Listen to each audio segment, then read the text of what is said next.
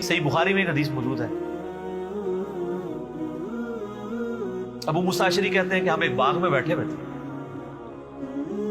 اتنے میں باغ کے دروازے پہ دستک دی۔ نبی علیہ السلام نے فرمایا کہ جو کوئی بھی آئے نا دروازے پہ اسے جنت کی بشارت دے۔ کہتے ہیں دروازہ کھولا تو سیدنا ابوبکر رضی اللہ تعالیٰ اندر آ گئے، تھوڑی دیر بعد پھر دستک ٹھک ٹھک، آپ فرمایا اب بھی جو آیا نا اسے جنت کی بشارت دے۔ دروازہ کھولا سیدنا عمر، پھر تیسری دفعہ جب دستک ہوئی تو نبی علیہ السلام فرمایا اب جو کوئی آئے نا اسے جنت کی بشارت دو، لیکن ان مصیبت اور پریشانیوں کے ساتھ جن سے اس کو گزرنا پڑے گا۔ تو کہتے ہیں میں نے دروازہ کھولا تو حضرت عثمان تھے، اور میں نے کہا کہ رسول اللہ نے آپ کے بارے میں یہ کہا کہ جنت ہے لیکن آپ کی جنت تکلیف کے ساتھ جڑی ہوئی ہے۔ تو انہوں نے کہا میں اللہ سے مدد مانگتا ہوں ان فتنوں کے اگینسٹ۔ اسی کا ایک طریق صحیح بخاری میں، اس میں اسی طرح یہ الفاظ ہیں، پہلے حضرت ابوبکر آئے پھر حضرت عمر آئے، اور اس میں یہ الفاظ ہیں کہ نبی علیہ السلام ایک کنویں کی منڈیر پہ بیٹھے ہوئے تھے۔ پرانے زمانے میں وہ کنویں ہوتے تھے نا، ابھی بھی آپ دیکھیں نا بڑے کنویں ہوتے ہیں، قلعہ اور طاس میں بنے ہوئے ہیں، تو اس کی وہ جو باہر منڈیر نکلی ہوتی ہے نا دیوار چھوٹی سی، اس پہ آپ علیہ السلام بیٹھے ہوئے تھے۔ تو پہلے حضرت ابوبکر کو جنت کی بشارت ملی، نبی علیہ السلام نے ان کو اپنے دائیں جانب بٹھا لیا، حضرت عمر کو اپنی بائیں جانب بٹھا لیا۔ جب حضرت عثمان اندر انٹر ہوئے تو جگہ ختم تھی، تو حضرت عثمان نبی علیہ السلام کے سامنے منڈیر پہ آ کے بیٹھ گئے۔ تو راوی حدیث کہتے ہیں کہ میں نے اس حدیث سے رزلٹ نکالا ہے کہ ابو بکر عمر کی قبریں رسول اللہ کے ساتھ بنے گی، اور حضرت عثمان کی قبر نبی علیہ السلام کے ساتھ نہیں بنے گی، وہ سامنے بنے گی۔ یہ راوی نے بعد میں جب قبروں کے بعد ڈیسائیڈ کیا، یعنی میں جو تابعی ہے تبع تابعی ہے۔ اور سر واللہ سیدنا عثمان کی قبر نبی علیہ السلام کی قبر مبارک کی سیدھ میں، بالکل سیدھ میں بقیع غرقد قبرستان کے اندر موجود ہے۔ اور چاند ایک قبریں جو باقی ہیں نا اس وقت اپنی صحیح فارم کے اندر سنت کے مطابق یہ ہے، یعنی وہ بہت اونچی نہیں ہے، ارد گرد وہ پتھروں کی فصیل بنی ہوئی ہے چھوٹی سی، وہ ایک بالش جو اجازت ہے صحیح بخاری میں اونٹ کی کوہان جتنی، اور بالکل ڈومیننٹ جگہ کے اوپر ہے، وہ سامنے وہ ارد گرد اس کی کوئی اور قبر بھی نہیں ہے، ڈومیننٹ جگہ پہ۔ پہلے تو خیر سلطنت عثمانیہ کے دور میں مزار بھی اس پہ بہت بڑا بنا تھا، آپ کو پرانی تصاویر مل جائیں گی 1886 کی، وہ تو پھر سعودی حکومت نے توڑوائے، ظاہر ہے وہ خلاف سنت مزار بنے ہوئے تھے۔ تو وہ یعنی سیدنا عثمان کی قبر بالکل صحیح سند سے چلتی آ رہی ہے، اور یہ چونکہ حدیثیں میں نے پڑھی ہوئی تھی نا، میں نے کافی دفعہ سیدنا عثمان رضی اللہ تعالیٰ عنہ کی قبر مبارک پہ اشک بار آنکھوں کے ساتھ حاضری دی ہوئی ہے الحمدللہ۔ تو سیدنا عثمان کی قبر پہ میں یاد ہے، میں اشراق کے بعد ایک بار گیا نا تو مجھے اچانک یہ حدیث یاد آئی نا، تو میں نے یعنی وہ قبر کے پاس کھڑے ہو کے روضہ شریف کی طرف دیکھا نا تو بالکل ایگزیکٹ سین میں وہ قبر ہے۔ اللہ تعالیٰ نے ان کو صبر دیا، اور حالانکہ آپ دیکھیں کہ شروع میں اسلام قبول کرنا پہلے 10 مسلمانوں میں سے ہیں سیدنا عثمان۔ حضرت ابوبکر صدیق کے یہ بڑے بیسٹ فرینڈ تھے، ان کی دعوت سے اسلام قبول کیا۔ عشرہ مبشرہ 10 جنتی صحابہ میں سے 5 ایسے ہیں جو حضرت ابوبکر صدیق کی دعوت سے مسلمان ہوئے، ان میں سے ایک حضرت عثمان ہے۔ یہ پہلے 10 مسلمانوں میں سے۔ پھر آپ کے لیے فضیلت یہ کہ نبی علیہ السلام کی 2 بیٹیاں آپ کے عقد میں، ذوالنورین کا لقب اسی لیے ملا، 2 نوروں والا، نبی علیہ السلام کی آنکھوں کا نور۔ اسے وہ دوسرے وہ نور والے مسئلے نکالنے شروع کر دیتے ہیں۔ یہ نور جو ہے نا وہ محاورتاً لفظ استعمال ہوا ہے، فزیکل نور نہیں ہے۔ ویسے تو ہم نبی علیہ السلام کو نور مانتے ہیں، نور ہدایت ہے، میرا اس پہ بھی کلپ ہے، اِنَّا أَرْسَلْنَاكَ شَاهِدًا وَمُبَشِّرًا وَنَذِيرًا وَدَاعِيًا إِلَى اللَّهِ بِإِذْنِهِ وَسِرَاجًا مُنِيرًا، تو مانتے ہیں چمکا دینے والا سورج۔ اور نبی علیہ السلام کے داماد ہونے کا ذکر سیدنا عثمان کا، یہ آپ کو نہج البلاغہ میں مولا علی کا خطبہ بھی مل جائے گا، جس میں حضرت عثمان کو انہوں نے جو سمجھانے کے لیے آئے تھے کہ تمہاری اس طرح شکایتیں گورنروں کی آ رہی ہیں، اور پھر اس میں انہوں نے کہا کہ بھئی ابو بکر اور عمر کے جو معاملات تھے اس سے زیادہ تمہیں احتیاط کی ضرورت ہے، کیونکہ نبی علیہ السلام کے ساتھ تمہارا دامادی کا رشتہ بھی ہے۔ یہ نہج البلاغہ میں شیعہ کے ہاں خطبے میں موجود ہے، اور عشرہ مبشرہ میں بھی شامل ہے، جو ابو داؤد ترمذی میں حدیث ہے، 10 بندوں کو ایک مجلس میں نبی علیہ السلام نے جنت کی بشارت دی۔ اس میں پہلے 4 خلفائے راشدین ہیں، ابو بکر، عمر، عثمان و علی، 4 خلفائے راشدین، اس کے بعد طلحہ، زبیر، عبد الرحمن بن عوف، سعد ابن ابی وقاص، اور سعید ابن زید، ابو عبیدہ ابن جرح۔ تو یہ 10 لوگوں کو ایک مجلس میں جنت کی بشارت دی، اس میں بھی سیدنا عثمان شامل تھے۔ اور سیدنا عثمان کو تو جنت کی بشارت کئی دفعہ ملی ہوئی ہے۔ جامع ترمذی میں، مسند احمد میں حدیث موجود ہے، جب باغیوں نے ان کو گھیر لیا، محصور کر دیا۔ آج میں اس ٹاپک کی طرف نہیں چل رہا، وہ ایک علیحدہ سے ایک سٹوری ہے، ادھر پھر کئی اور چیزیں بھی آئیں گی، میں وہ مذاکر کرا نہیں کرنا چاہتا۔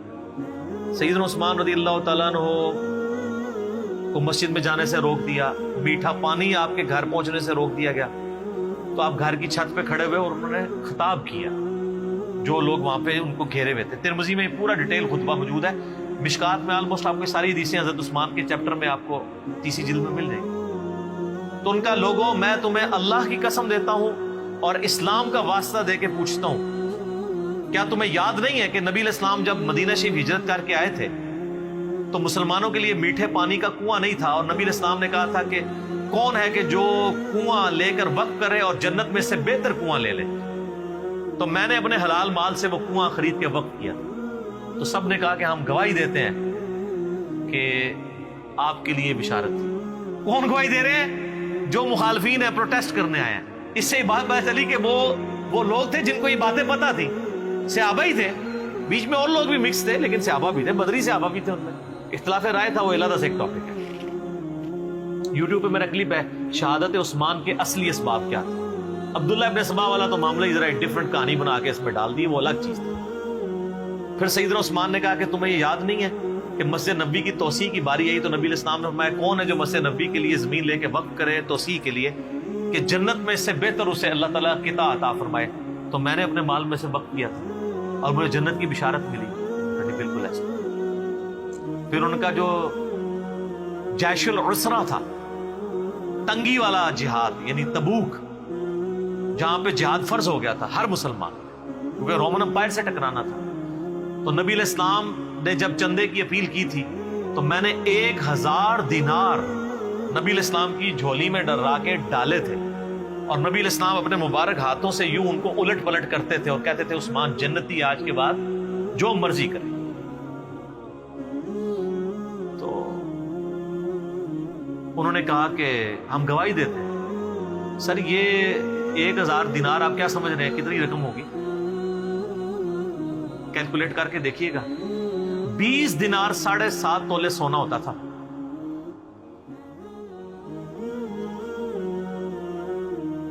تو 7.5 تولے کو 50 سے ضرب دیں،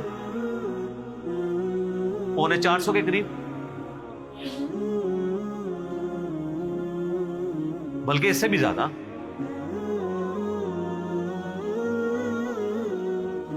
50 کو ضرب دیں 7 سے، 700,350 اور اوپر والا بھی کر لیں، تقریباً 400 کے قریب، 350 زیادہ بن جائے گا نا، 7.5 ہے، 450 کے قریب سمجھ لیں، 450 تولہ سونا۔